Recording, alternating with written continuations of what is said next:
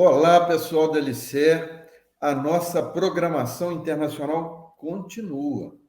E ela continua hoje com um escritor brasileiro, o Eloy Zanetti, e na conversa com o Eloy, a gente vai falar muito sobre uma viagem lá naquele país em forma de bota, a Itália, tá?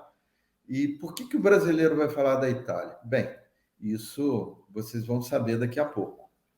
O Eloy tem 50 anos de carreira no marketing, na comunicação, e isso, nem existia a palavra marketing e o Eloy já estava fazendo marketing, e ele, essa alma de escritor que ele tem 5 livros infantis. Eu destaco, inclusive, um que eu gosto muito, que é o Nó do Afeto. Mas então, vamos lá.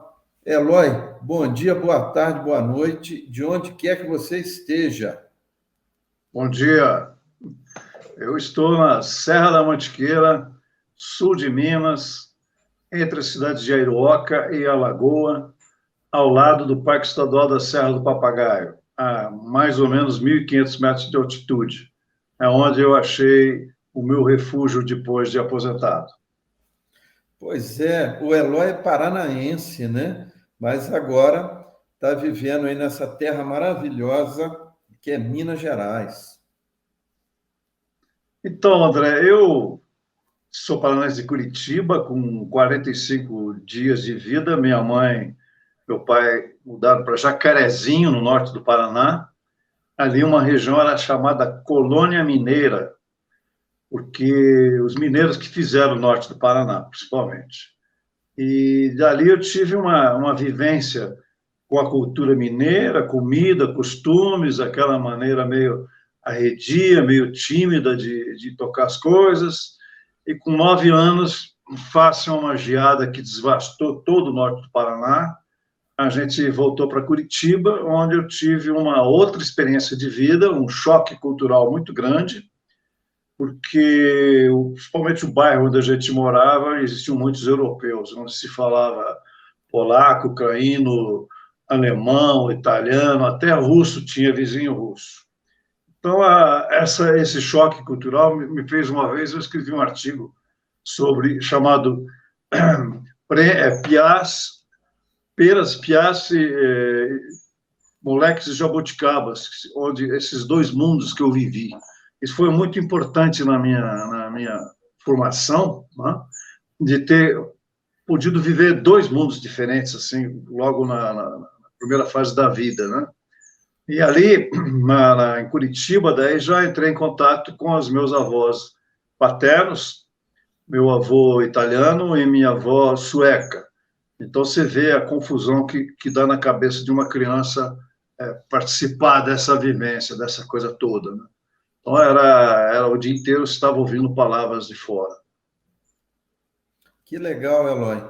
E porque o Eloy é Zanetti, né? Ele é descendente de italianos, ele vai contar um pouco disso, porque, na verdade, a nossa programação do LCE, essa parte internacional, para a gente dar uma volta ao mundo, né? Vamos ter angolanos, já tivemos moçambicanos, portugueses, e a Itália não pode faltar porque a influência italiana é muito forte na nossa cultura.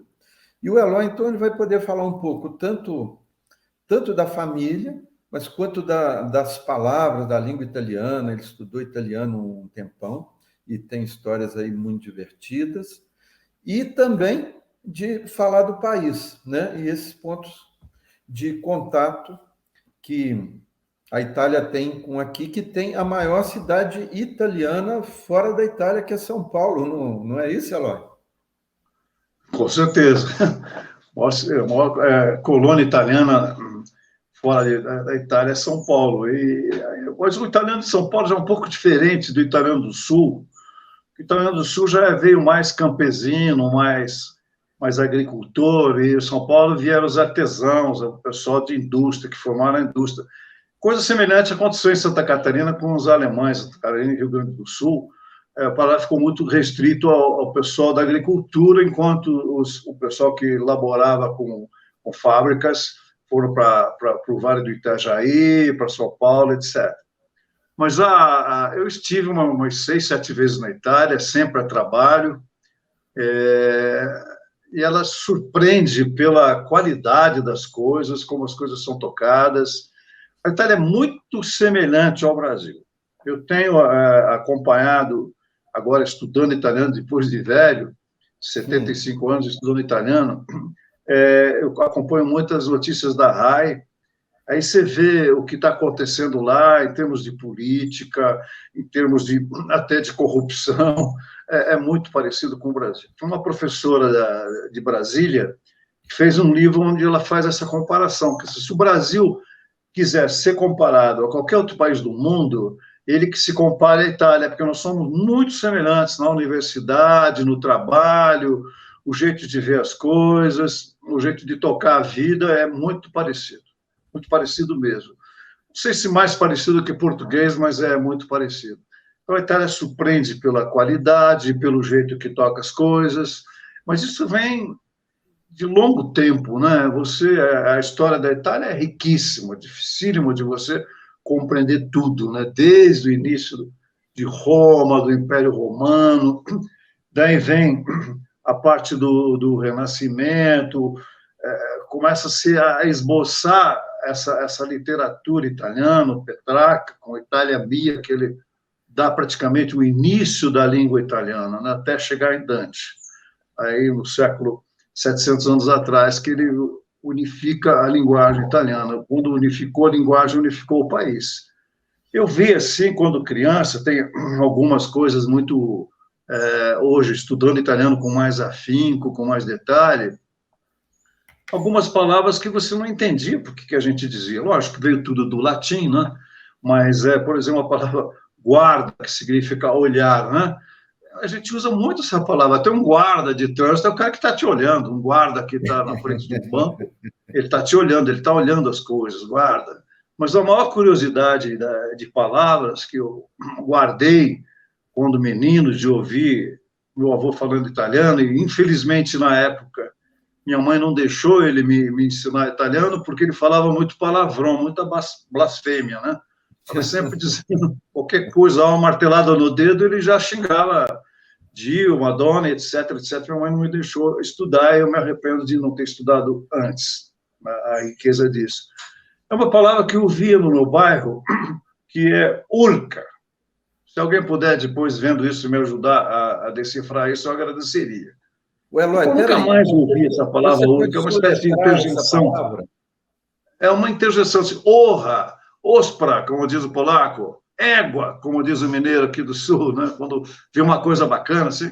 Aí eu estou uma vez no trem, em Módena, e não sei o que aconteceu lá fora, tinha um grupo de jovens e uma moça disse assim, urca. Eu disse, cara, essa palavra existe, cara, não estou sonhando, não. E esses dias, assistindo um filme italiano, eu vi um personagem falar urca, então essa palavra, eu acho que ela existe, mas não está no dicionário, não achei nos dicionários. Se alguém puder me ajudar, eu agradeço. Mas que legal, Eloy. Então você estava lá na Itália e ouviu a palavra muito tempo depois. Muito tempo depois, uns 30, 40 anos depois, eu sempre fiquei com essa palavra na cabeça. Disse, pô, dá uma... Porque meus vizinhos falavam isso. Os piá, como a gente chama em Curitiba, né? Os meninos, falavam urca, faziam um gol ou alguma coisa bacana na frente, falavam isso. Então, a língua italiana é cheia de coisas muito parecidas com o que nós brasileiros usamos. Essa influência é muito grande, né? Muito mais do que a gente pensa. Esse estudo da gramática italiana, ela não é fácil, não. Eu achei que fosse mais fácil, mas não é fácil, não. Essa coisa são mais generalista do que especialista, sabe? Eu gosto de estudar tudo, mas não vou a fundo. Então, eu paro por ali. É uma característica da minha personalidade de ver o geral, não ver o particular. Não, é verdade. Só que você já estudou em centenas de portas, né, Eloy? Ah, Então, sim. vamos falar de uma delas, que é a da literatura para crianças, né? Você tem Sim. 5 livros publicados. Alguns a gente vai poder encontrar aqui nos estandes do Elicer. Mas então, Eloy, vamos contar para a professora aqui de Tuiutaba, para os estudantes, as histórias que você contou para crianças. E eu queria começar com aquele livro que o pai trabalha muito, não tem tempo de ver os filhos, ele Tá. fica naquele corre-corre. Como é que chama esse livro? O nó do afeto. Essa ideia, eu catei essa ideia não é minha. Ela aconteceu, mas eu pesquisei muito e não achei. Mas eu transformei em livro. Eu estava trabalhando com uma ONG que cuidava de crianças de 5 meses a 5 anos na alimentação infantil. Até na época conversei até com a dona Zilda Armes sobre isso, né? Porque é onde a criança precisa de alimento para o cérebro, para poder formar o intelecto. Então, se faltar algumas coisas ali, vai complicar lá no futuro. E trabalhando com isso, eu até estudei aonde existia fome no Brasil, coisas desse tipo. E uma moça me fala o seguinte: tem algumas regiões que as crianças não têm alimento mesmo, e que a mãe não sabe se vai vingar. Olha, vingar é igual uma planta, né? Vinga ou não vinga. A mãe não sabe se vai vingar, se vai sobreviver. Então, ela deixa numa esteirinha no chão, a criança fica ali. Se vingar, ela vai pegar e dar afeto.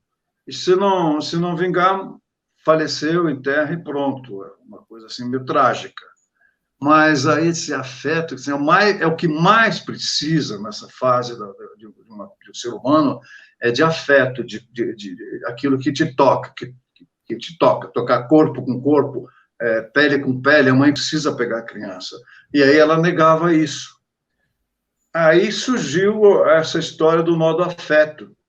É um pai que chegava de noite em casa, o filho já estava dormindo. Ele saía de manhã, o filho também estava dormindo. Ele dava um nó na pontinha do lençol para dizer que esteve presente ali. Esse livro eu fiz de forma despretensiosa, eu mesmo auto-editei. Tive muito cuidado com a ilustração, que é em forma de biscuit. Ele foi traduzido para o espanhol. Quem fez a tradução para mim na época foi o Tiago de Mello, o poeta, né? Ele é um grande tradutor foi grande tradutor de grandes poetas latinos, e a editora pediu que mudasse a tradução do Tiago, alguma coisa, e que tirasse do livro os anjinhos e coisas religiosas. Pô, mas foram vocês que trouxeram isso para nós aqui no Brasil. Nós não inventamos isso. Vocês trouxeram para nós a religiosidade, agora quer que tire? Mas a gente fez uma edição, foi legal. Esse livro vendeu muito bem na época, eu sozinho, sem editora, né? E depois a gente parou com esse livro. Aí fiz outros, né?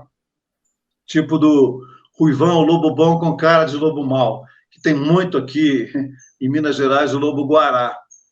Mas eu estava lá no Paraná, numa fazenda, nos Campos Gerais, perto de Ponta Grossa, no final do dia. E eu fui ambientalista também, criei a Fundação Boticário de Proteção à Natureza, fui conselheiro de várias ONGs ambientais, criei a Fundação Boticário muito antes da onda da ecologia entrar no mercado, entrar pesado. Era uma percepção de marketing que a gente tinha para o Boticário. E eu estava nessa fazenda, o caseiro que estava lá disse: "Se eu lá venha ver que tem um lobo-guará aqui." Você está brincando? Não, tem aqui, venha ver. Aí nós fomos por uma trilha, chegamos, eu cheguei muito perto desse lobo, cheguei uns 2 metros dele. E ele estava ali, ele curioso, ficou me olhando, ficou olhando o caseiro. Aí ele se vira e sai. Quando ele sai, o sol no horizonte já baixando, bate no pelo dele e ele ficou dourado, como se fosse uma coisa mágica. Aquilo brilhou assim, até nós nos assustamos com aquilo. E aí ele foi embora bem calmamente. Eu disse: "Cara, eu preciso escrever sobre esse lobo, né? Para a proteção desse lobo." Pesquisei a vida dele, conversei com biólogos que trabalhavam com o lobo-guará na época. Tinha um projeto de lobo-guará lá em Vila Velha, no Paraná, e tirei todas as informações possíveis e fizemos um livro. Esse livro é muito bonito, mas muito bonito mesmo. E a ideia era, na época, foi de divulgar ele nas escolas rurais, perto onde existe o lobo-guará. E aqui perto da minha casa hoje já existe também muitos lobos-guarás. Então esse é o lobo-guará, o lobo bom com cara de lobo mau. Isso foi uma maneira de ajudar a proteção desse lobo, porque ele realmente ele não é o lobo da história do Chapeuzinho Vermelho, nada disso. Ele é um lobo dócil. Lógico que ele não quer ser incomodado, mas ele é dócil, ele não ataca galinheiro, como se fala, ele come frutinhas, ele come coisinhas do mato, mas não tem nada a ver. Né? Outro livro, José Santos, é sobre o abraço. Bem interessante esse livro. Vocês São Eu que Me Abraçava. Uma amiga ilustradora, inclusive de livros, a Tereza Zagonel, ela me ligou um dia e disse assim, Eloy, eu sonhei com você essa noite, foi um sonho gostoso, você me dava um abraço tão fraternal, tão gostoso, e foi contando o sonho. E à medida que ela contava, eu no computador fui escrevendo o que ela estava me contando. Aí transformei isso num texto, mas eu levei 10 anos para sair com esse livro. Porque escrever para criança, no meu ponto de vista, é você contar a história de um fôlego só. Você faz isso.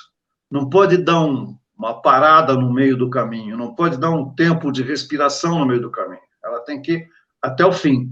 Essa é a dificuldade de escrever para criança. Eu escrevo livros de marketing, livros de propaganda, livros de administração, mas quando você vai escrever para criança, você tem essa dificuldade. Ela tem que entender, tem que entrar no mundo dela, tem que ser muito fácil, tem que ser de um fôlego só. E eu fiquei com esse texto. Em uma época, até em casa, eu peguei todas as páginas, coloquei na parede, vendo aonde que estava pegando. Tem um lugar que dava um tranco, e eu não conseguia perceber. Aí volta e meia, pegava nesse livro de novo e tal. Aí um dia, passei por uma revisora, uma amiga revisora, ela olhou, disse, por que você não tira isso? Frase que estava lá. Cara, é isso que eu estava procurando. Se vê, as coisas estão na nossa cara, na nossa frente, mas a gente não vê. Se alguém de fora, dá uma olhada. Isso é a importância dos curadores quando você faz um livro, alguém te dizer alguma coisa. Agora, você tem que aceitar isso. Né? Claro, é isso mesmo. Foi feito com uma ilustradora de Campo Grande. É um livro muito gostoso também de leitura. O Eloy, já que você está falando do bicho, do Ivan Lobo, o Elisser criou uma linha de personagens, né, que está acompanhando a nossa feira desde aqui da estreia em Tuiutaba. Por exemplo, aqui na tela a gente tem a capivara e tem a coruja, que é a coruja buraqueira aqui do Cerrado, né? São animais do Cerrado. Como você é do Paraná, tem essa coruja por lá? Ela tem o mesmo nome? Tem muito, principalmente nessa região dos Campos Gerais. Ela gosta de campo. Na própria sede do Boticário, que é numa cidade perto de Curitiba, tinha uma família de coruja toqueira no caminho. Você ia para a administração, você passava do lado delas, elas estavam sempre ali. É interessante você ver quando haviam filhotes, né? Que eles ficam meio ali na frente, meio assustados, meio tímidos. Você passava do lado, todo mundo passava do lado da coruja toqueira, lá a gente chama de toqueira. Porque ela fica em cima de toco, ela fica em cima de ninhos de cupim, ela fica em cima de cerca de arame farpado. Você pode ver que embaixo tem um buraco onde ela faz o ninho e cria os filhotes. Em volta do buraco você vai ver um monte de ossinho branco, assim, das presas que ela pegou, os ratinhos, os sapinhos, essas coisas todas que ela pega e deixa ali. Mas vale a pena, acho que vale uma história sobre coruja toqueira, viu? Você está me dando uma boa ideia aí. A outro personagem é uma capivara aí, que também é um animal aí muito comum no Cerrado. Olha, o Curitiba adotou como símbolo a capivara, não sei se você sabia. Curitiba? No Parque Barigui, que é um parque gigantesco em Curitiba, tem muita capivara, eles adotaram, tem personagem capivara. Interessante, voltamos aos livros, eu recentemente escrevi como ghostwriter um livro de viagens de um casal de amigos que foi aos lugares mais escuros da Terra, E eles precisaram fazer técnicas de voo em paramotor, de fotografar num paramotor.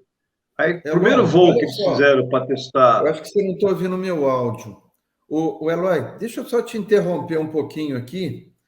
Conta para as professoras o que é o ghostwriter. Que você falou, olha, eu fiz ghostwriter de um livro, mas esse é um assunto super bacana para a gente falar. O Ok. que é esse nome? O escritor fantasma? Olha, escritor fantasma é alguém que escreve o livro para alguém, né?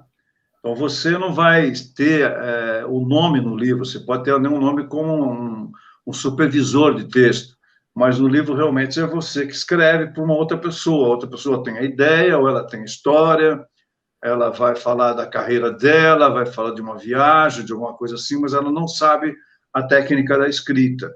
E eu faço isso, eu escrevo livro para pessoas que precisam. Estou fazendo agora um sobre cavalos, cavalgadas, imagina. Então, mas o meu nome vai estar lá só como supervisor, mas quem escreveu fui eu. E esse livro para esse casal que eu escrevi foi Ghostwriting, um livro de 600 páginas.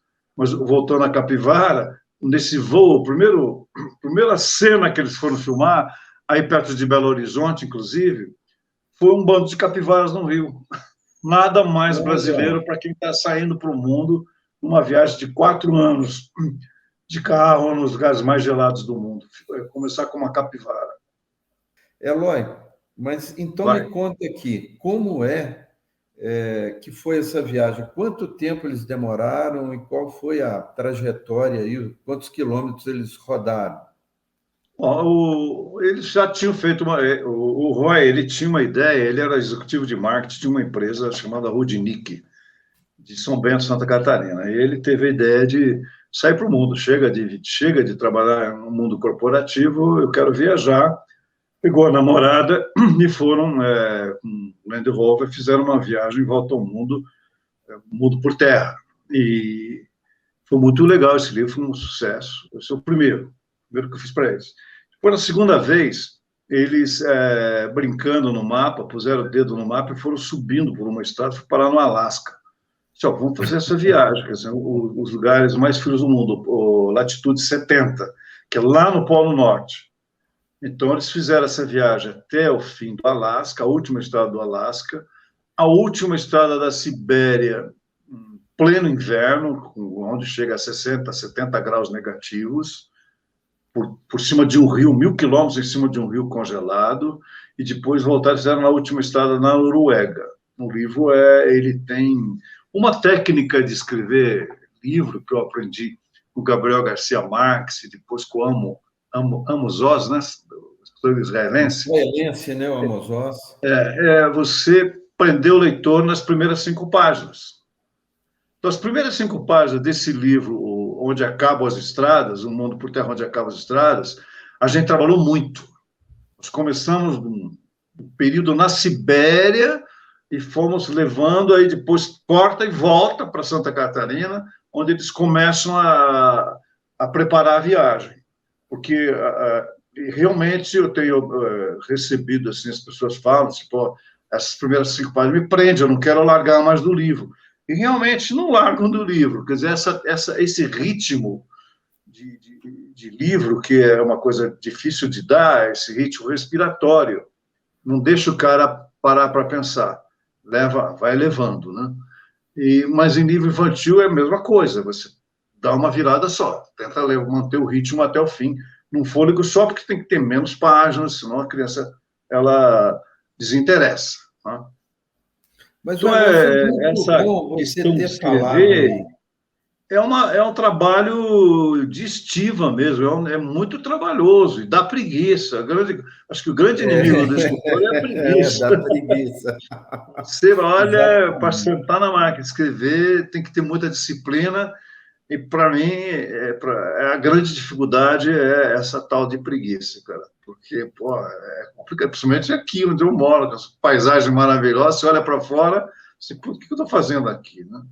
Vou É fazer outra verdade. Não, coisa. e você tem o seu jardim, você tem os seus gatos, É, você tem não, esses dias, seus esses tempos, cachorros. estava escrevendo, saí para lá para cima para descansar um pouco. Estava um solzinho assim de outono gostoso, os gatos todos deitados no deck. Eu disse, aqui que eu vou ficar escrevendo, cara? Eu vou ficar aqui no sol junto com os gatos. Então, Mas, você tem que Eloy, estar muito firme para não cair em tentação. é verdade, mas você já escreveu muitos e muitos livros, né? Então, Muitos artigos. Primeiro, quando comecei a escrever, com 50 anos, porque eu achava que eu não tinha maturidade para escrever. Eu acho que escrever é um ato de maturidade. Você não pode estar escrevendo bobagem, sabe? E a gente escreve bobagem, né? Então, você tem uma responsabilidade com as outras pessoas. Então, eu sempre achei que eu não tinha maturidade suficiente, até que comecei. O primeiro artigo que eu fiz foi um sucesso muito grande lá em Curitiba, principalmente era um artigo de comportamento do curitibano, né? Ele mexeu com as pessoas, os professores usavam meu artigo para dar aula, disse, pô, até que eu sei um pouco sobre isso. Mas aí fui fazer cursos e mais cursos da arte da escrita, escrita criativa, fui aprender escrita criativa em São Paulo. Depois, uma coisa muito importante na minha vida de escriba é como você dá pontuação, criando a emoção na pontuação. Não é a pontuação, você acha que a pontuação é gramatical, não é isso, não. Quer dizer, que efeito você quer tirar daquela frase com travessões, vírgulas, aspas, etc., para ela não ficar feia, para ela não ficar feia na editoria, a mudança de parágrafo, essas coisas são uma técnica que você tem que aprimorar muito. Aí fui atrás de pesquisas, eu tenho uma lista, acho que eu já até te mandei uma vez, uma lista enorme de técnicas escritas de outros escritores. Agora, interessante é que o sistema da escrita é diferente de cada escritor. Cada um tem o seu sistema. Ou se fosse o estilo, né? Cada um tem o seu estilo. não, é verdade, Eloy. E você já me mandou muitas dicas boas de livros de como escrever. E a nossa audiência aqui, além das crianças, a gente tem muita professora, né, aqui em Tuiutaba, e muitas escrevem, né? Está lá guardadinho, não publicaram, mas já tem suas coisas escritas, e mesmo algumas crianças. Então, como você tem essa experiência toda, Eloy, queria que você desse aí uns 3 conselhos para quem está querendo escrever alguma coisa. Um livro de prosa, de poesia. Olha, eu vou pegar já, voltar no tempo na questão da publicidade. Você tem que sentar e escrever. Não é que nem corredor de maratona. Você está treinando. Você vai correr, hoje eu vou treinar 22 quilômetros. Os primeiros 100 metros é que definem a coisa. Você corre 100 metros, que o teu corpo se adapta e você vai fazer os 22 quilômetros. Então, é os primeiros 100 metros, quer dizer, a primeira arrancada. Você tem que dar uma arrancada mesmo, aí depois o cérebro liga e vai embora. Você continua escrevendo. Escreve o que vier na cabeça, não pare. Vem, depois se arruma, depois você vai arrumar. E essa arrumação vai passar por várias fases. Quando eu escrevi artigos para jornais e revistas, eu mexia, assim, 60, 70 vezes no texto. E aí tem estudantes que chegavam e falavam, o que você acha disso que eu escrevi? Quantas vezes você mexeu nesse texto? Precisa mexer? Cara, eu mexia 60, 70 vezes no texto. Do texto original que eu escrevia, sobrava 10%. Né? Aí eu sigo um ensinamento do Hemingway, né? Começo com uma frase verdadeira, escreva aquilo que você viveu, escreva aquilo que você viu, aquilo que você sentiu. Não dá para você querer inventar muito, não, que não vai ficar legal. Né? Aí eu percebo que um texto meu começa a ficar bom. Isso foi uma descoberta sozinha, que depois, já voltando a Hemingway e a Gertrude Stein, que ela dizia, quando o texto começa a ficar elegante no parágrafo, quando ele ficar bonito no parágrafo, você olha assim, você vê um texto que ele está bonito visualmente, é porque ele começou a ficar bom. Ele já começa a ficar bom. Então, eu fico olhando o meu texto. Quando eu vejo assim, ele está ficando bonitinho ali no parágrafo, está começando a ficar bom. Daí só dá aquele burilamento final. E eu uso isso para quando eu vou comprar livro. Eu olho se o texto está bem diagramado, se o texto, se as palavras estão bem arrumadas, se ele está bonito. Principalmente tradução, cara. Você vê cada porcaria, se você vê o texto tá meio embaralhado no visual, é porque o texto não está bom. Então é isso, e aí a coragem de fazer, né? Agora, eu hoje estou com muita puta preguiça, estou muito preguiçoso na escrita, cara. O Eloy, eu estou achando que você está me enrolando com esse negócio de preguiça, porque você está com um livro novo saindo, que a gente, inclusive, vai ter em outras cidades do Elicer, infelizmente em Tuiutaba ainda não. Como vocês sabem, o Elicer dura até o fim do ano, em Montes Claros, né? Começou em Tuiutaba, vai ter Uberaba, vai ter Uberlândia, e nós vamos ter um livro do Eloy aí circulando para a turma pegar no Vale Livro, que é uma coisa novíssima e que está no seu forno, né? Que é o livro das quatro esposas, não é isso? É uma história bacana, uma história chinesa. É o... Posso contar, não? Sim, é para você contar para a gente, que está todo mundo curioso. Ele está parado porque ainda não refinei com a ilustradora o refinamento da ilustração. Eu acho que a ilustração num livro, principalmente um livro, esse livro é mais para gente grande do que para criança, ele, a ilustração tem que ter aquele componente emocional do texto.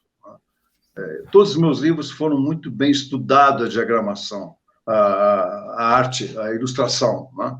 Foram muito bem estudados. Eu gosto de estudar, eu mesmo estudo, porque tenho formação de publicitário, 50 anos trabalhando nisso, você sabe escolher uma imagem, você sabe escolher uma foto, né? Então fica mais fácil para a gente. Ô, gente, eu pedi para o Eloy mudar o plano, porque eu fiquei muito curioso ali, onde ele está. Tem muito livro, né? E o Elicer é sobre livros, né?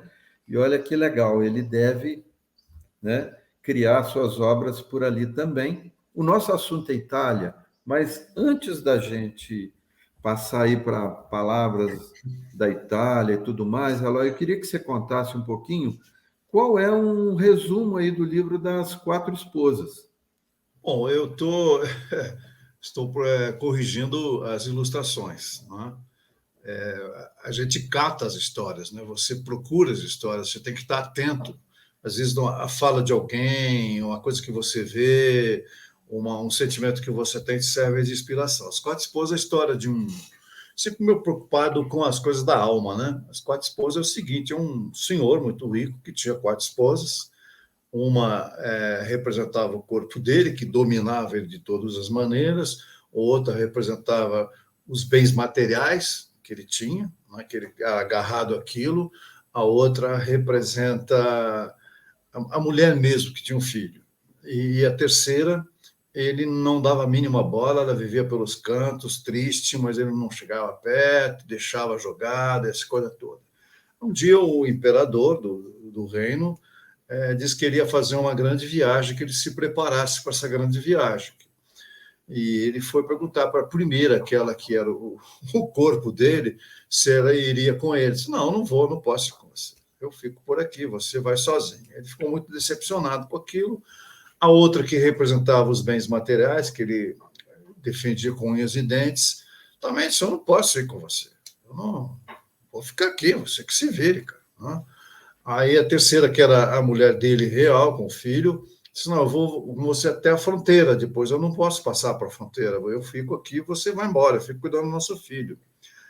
E a fronteira representava a morte, ele ia morrer, né? Ia passar para outro plano. Aí ele foi falar com a quarta esposa, aquela que ele não gostava, que ele deixava relegada ao terceiro plano e tal. Ela disse: não, eu vou com você, aonde você for, eu vou com você. Essa era a alma dele. Então, o livro representa o cuidado que a gente tem que ter com a nossa alma. Mais ou menos a história é essa aí. Né? Que legal, olha, as nossas professoras aí vão adorar conhecer esse Claro. livro, né? Muito interessante. Mas então, voltando para a Itália, Tá? uma das histórias infantis mais famosas de todos os tempos foi escrita por um italiano que se chama Pinóquio, né? Vamos falar um pouquinho do Pinóquio, Eloy? Sim. Pinóquio tem... o primeiro filme que eu assisti na vida foi o Pinóquio. Meu pai era como aquele filme famoso italiano, que o cara passava filmes e a criança ficava junto, nem me lembro o nome desse filme. Cinema Paradiso. Cinema Paradiso. Meu pai fazia uma espécie de Cinema Paradiso lá no interior do Paraná, na década de 40, 50. Em 53, por aí, eu fui com ele no cinema e lá de cima eu assisti o Pinóquio, que me marcou muito. E a coisa do Pinóquio tem coisas incríveis ali. O grilo falante, que é o nosso alter ego, né? Aquilo que está na cabeça, que você não ouve, né? O grilo falante é ótimo. Essa adaptação magistral do Walt Disney, do Pinóquio, e sai um pouquinho da imagem do Pinóquio que a gente conhece, mas eu escrevi também um artigo sobre essa exploração que as grandes empresas fazem com os jovens. Eu trabalhei em grandes empresas, então lá você entra com 20 e poucos anos numa empresa, todo feliz, e fica uma espécie de gaiola de ouro. Eles vão te tirar o sangue e tudo, e os caras ficam bate-pino e ficam meio louco com tudo que tem que fazer, que cumprir metas, isso, aquilo. O cara, quando chega com 40 e pouco, a empresa manda o cara embora e ele fica decepcionadíssimo com a empresa. Eu escrevi um artigo chamado Meninos e Burros, baseado no filme do Pinóquio, que o Pinóquio ele se deixa seduzido por aquelas duas raposas, ele vai naquele lugar, joga sinuca, fuma charuto, e fica aquele todo, depois são transformados em burros, que é isso que as empresas fazem. Aí tem o Stromboli, que é o vulcão, né? O chefão lá, o Stromboli. Então ele é todo cheio de simbolismo, fora o simbolismo da mentira, né? Do fake news de hoje, quer dizer, o nariz cresce. Eu acho o Pinóquio um clássico, e virou mais clássico ainda depois do Walt Disney. É verdade, Eloy. Interessante nas histórias é que a gente, nessa geração minha, e você fica muito focado no que o Walt Disney fez, né? Vou falar de Branca de Neve, né? Branca de Neve é aquela que você vê no filme ali, mas Branca de Neve é uma história de mais de 2.000 anos. A deusa da agricultura, a Deméter, né? Ela mergulha na terra e vai visitar a mãe. Eu acho que era Perséfone, é o nome da mãe dela, no Hades. Ela vai visitar a mãe e aí a terra fica gelada. É o inverno. E quando ela volta, é a sagração da primavera. Então, essa coisa europeia de primavera, inverno e outono tem a ver com a Branca de Neve. A Branca de Neve tem várias fases. Aí, na Idade Média, ela vira quem é a grande malvada, não é a madrasta, é a mãe da Branca de Neve. A mãe da Branca de Neve tem ciúme dela, ela que faz toda aquela confusão. Então, o Walt Disney pega e refaz a história. Então, ele refez várias histórias baseado nessas contos europeus. Né? O grande nascedouro de histórias é a África. É dali que nasce a narrativa oral, nasce por ali. Eu tenho uma experiência interessante de uma história das Continhas de Ouro, da menininha que foi presa por um bandido, põe ela no surrão. Outra coisa de infância que a gente tem que explicar para as crianças, as coisas mais explicadas. Surrão, eu não sabia o que era surrão, eu só vim saber o que era surrão depois de grande, que era uma caixa de couro que os tropeiros brasileiros usavam para carregar suas coisas nas viagens de tropa. Pelo surrão entrei, maninha, pelo surrão morrerei, maninha, pelas continhas de ouro que no rio deixei. E surrão era essa caixa. A minha mãe contava essa história, eu não tinha ideia do que era isso, mas a história me marcou muito. Eu só fui encontrar no livro Gilberto Freire, Casa Grande Senzala, relendo depois de muitos anos que essa história é uma história africana. Né? As grandes histórias que se acha que são europeias têm nascimento na África. É verdade, Eloy. É verdade. Mas olha, gostam de contar história, né? As histórias africanas normalmente não têm fim. E o fim? Não, o fim você coloca da tua cabeça. Aí que a princesa tem que casar com o príncipe e viver feliz para sempre, isso é uma coisa europeia, né? Tiram o ritmo da história, a história africana tem que ter ritmo para as crianças se lembrarem do que... Isso, em propaganda usavam muito isso, de ritmo, né? O ritmo faz você lembrar. Homero escreveu a Ilíada e a Odisseia, tem ritmo, tem repetição. São técnicas que a gente às vezes usa, nem sabe por que usa. O Eloy, voltando então para o Pinóquio, né? Então, atenção, professora, o nome do autor do Pinóquio é o Carlo Collodi, e ele é um grande mestre, né, da escrita italiana, e ele influencia muito vamos dizer assim, o Monteiro Lobato da Itália, que é o Gianni Rodari. Nossa, esse é um escritor maravilhoso. Nem vai dar tempo de falar dele aqui, né, Eloy? Embora isso renda uma conversa boa, porque eu queria falar com você de palavras que tem no italiano e que tem no português, né? O italiano e o português vêm lá do latim, né? Tem outras línguas, o espanhol, né? O francês tem origem no latim, mas a gente fala aqui muitas palavras que tem no italiano, não é isso, Eloy? Você falou numa palavra agora há pouco, a cantina, né? Cantina a gente usa aqui como um lugar de guardar, um bochicho com bolicho que faz que no Mato Grosso se fala, né? Um lugar de uma venda na beira da estrada. Bolicho, né? Rio Grande do Sul. Bolicho. É uma venda na beira da estrada, é uma cantina para guardar vinho. Então, as palavras vão mudando, elas vão ganhando vida conforme o lugar, né? Então, cantina é uma palavra que tem isso, de lugar de se colocar vinho vira uma venda na beira da estrada, uma coisa desse tipo. A palavra é usada na África também, viu? Cantina. Cantina. E o que é legal é que tem muitas palavras aí do italiano que relacionadas à comida que a gente fala o tempo todo. Mortadela, salsicha, pizza, espaguete, não é isso, Eloy? Tudo, né? A culinária italiana é riquíssima, muito rica, até pelo cuidado com a qualidade com que eles fazem isso, né? Só se vão usar um queijo de alta qualidade, vão usar a receita da família, o jeito de fazer, espaguete, talharine, e aí vai. O duro é você entender tudo isso, né? É muito rico, muito, muito, muito, muito rico.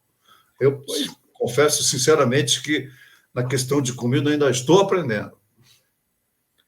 Mas é muito assunto de comida, e a pizza, ela caiu ao gosto do brasileiro, não é, Eloy? E é uma palavra universal, né? É uma palavra universal. Em qualquer lugar do mundo é pizza. Tem uma coisa interessante sobre palavras italianas. Se diz que o nome América vem de Américo Vespúcio, né? Não é. América era um tipo de vento dos maias. América é uma palavra maia. E as pessoas confundem com Américo Vespúcio. Tudo bem, é uma boa história, mas a origem real era um tipo de vento que dava no Golfo do México e que os maias falavam, Américo Vespúcio. A importância do livro na Itália, né? Logo depois da invenção da imprensa, os italianos dominaram o mercado editorial no mundo. Eles tinham grandes tiragens para a época de livros e grandes editoras, grandes impressoras em Veneza, naquela região toda da Itália, até a questão já pegando uma rabeira no Renascimento, eles publicaram muitos livros. E o nome América pegou porque ele fez um livrinho da viagem que ele fez a esse lugar, que era América. É muito legal. O Eloy, esse assunto Itália rende, mas estamos já, inclusive, chegando ao fim aí da nossa conversa.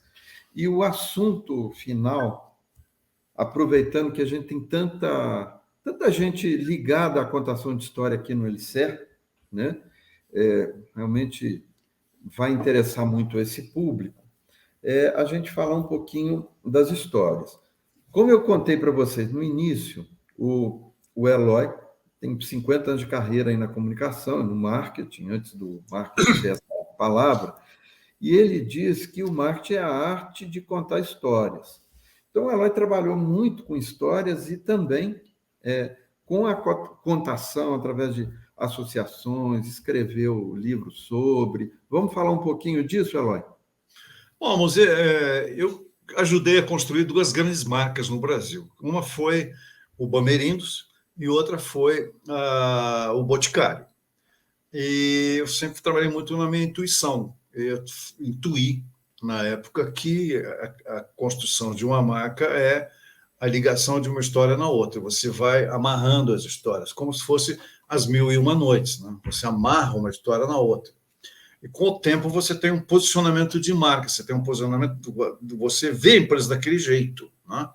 Então você tem que ter a habilidade de contar essas histórias. Eu estava imbuído disso, e na época, faz uns 30, 40 anos, eu fui fazer um curso de contador de história lá em Curitiba, com a Marta e o Mauro. E era eu e mais 27 mulheres, cara. Fiquei até meio constrangido, assim, de estar no meio de tantas mulheres, mas aquilo foi fundamental na minha vida de histórias. E aí aprendi muito, muito, muito. Fui pesquisar a fundo Joseph Campbell e tudo, de saber o que era isso, né? O mundo das histórias. E a importância de se contar história para crianças, principalmente os pais, né? Histórias infantis, histórias de família, para ela ter esse senso de pertencimento à família. Eu tive muita sorte de pertencer à família do meu pai, à família da minha mãe, de grandes contadores de histórias. Então, meu tio, minha mãe, a minha avó, outro tio, todos foram grandes contadores de histórias. Isso me favoreceu muito, porque a história cria senso de pertencimento à família. Então, a importância de uma professora dizer aos pais: conte história aos seus filhos na hora de dormir, que eles jamais vão esquecer isso. E essa coisa da contação de história, ela começa a voltar no mundo, né?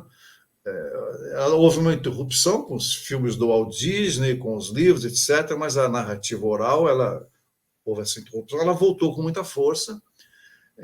Registra-se que em Londres, uma afegã fazia um jantar e contava histórias, e todo mundo ia lá. De repente, viu um sucesso danado, e a partir dali começaram as casas de contação de histórias.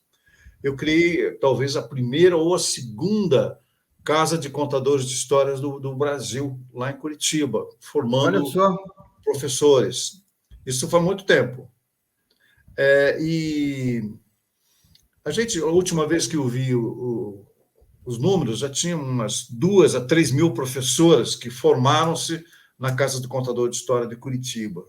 Tem técnica para contar história. Eu sempre fui um palestrante, fazia muito em empresas e tal, mas a primeira vez que fui contar história mesmo em público, no Senac, para pessoas de terceira idade, cara, eu tremia, fiquei nervoso.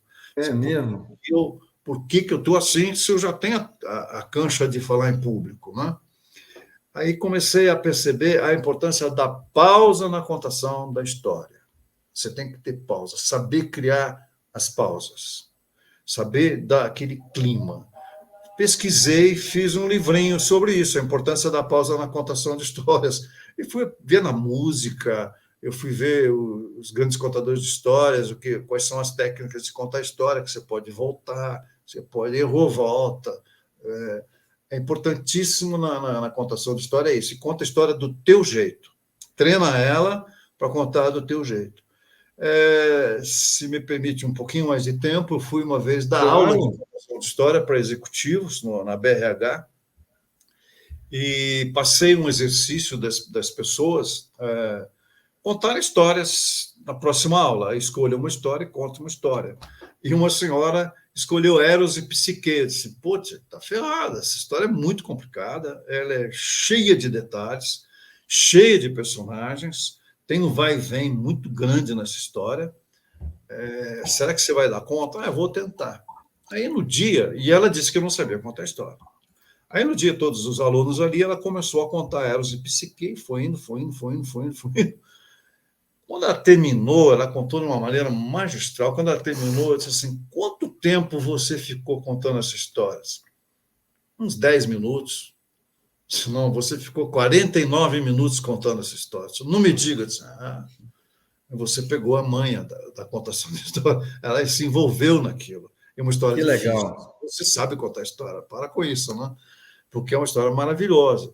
Então, a pausa, o jeito de contar, treina o jeito de você contar, do teu jeito que você vai contar.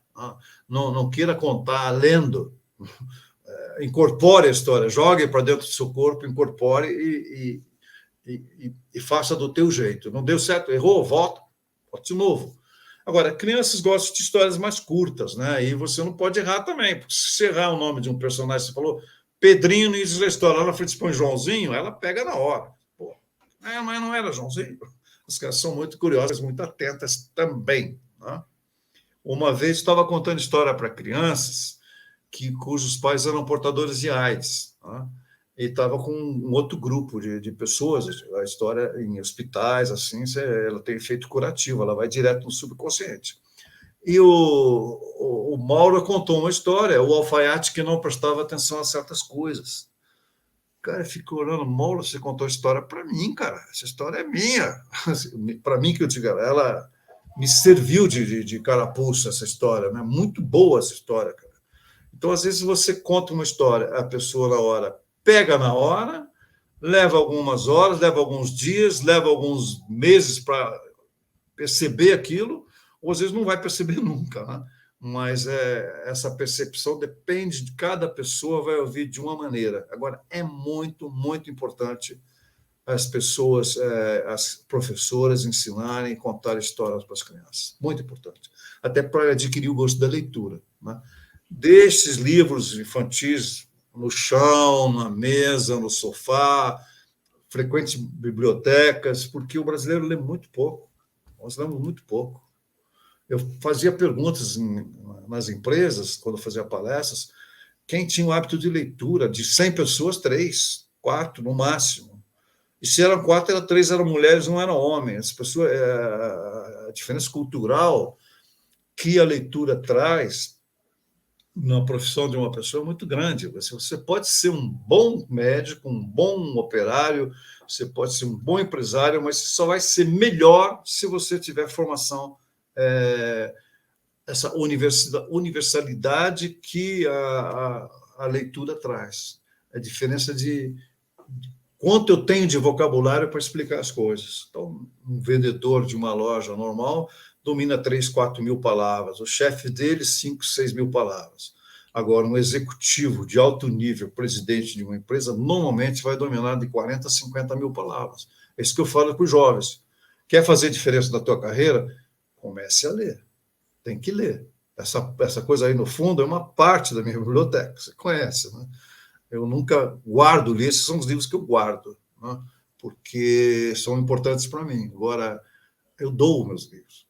Leio, passo para frente, porque alguém vai precisar deles. Né? Depois, às vezes, eu me arrependo, mas é isso. Então, tem que incentivar muito a leitura com jovens de hoje, crianças. O Eloy, é verdade. Olha, você deu uns toques aí muito legais para a gente, te agradecemos.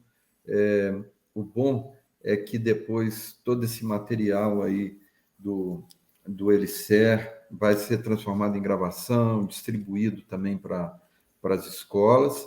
E a nossa conversa foi boa, porque além de falar da Itália, né, dessa viagem pelas palavras, pela cultura italiana, nós fizemos uma viagem também no seu trabalho de escritor. Você contou histórias ótimas, e o Elicer continua, né? Ele vai para Uberlândia, Uberaba, Juiz de Fora, Campo Belo e Montes Claros. E queremos continuar com você, Eloy. Eu achei muito curioso esse livro novo aí que você está produzindo sobre os cavalos. Quem sabe a gente não pode fazer umas conversas sobre os cavalos na literatura, lá Sim. eles aparecem muito, né? E Sim, na literatura infantil, acho que dá um assunto muito bom.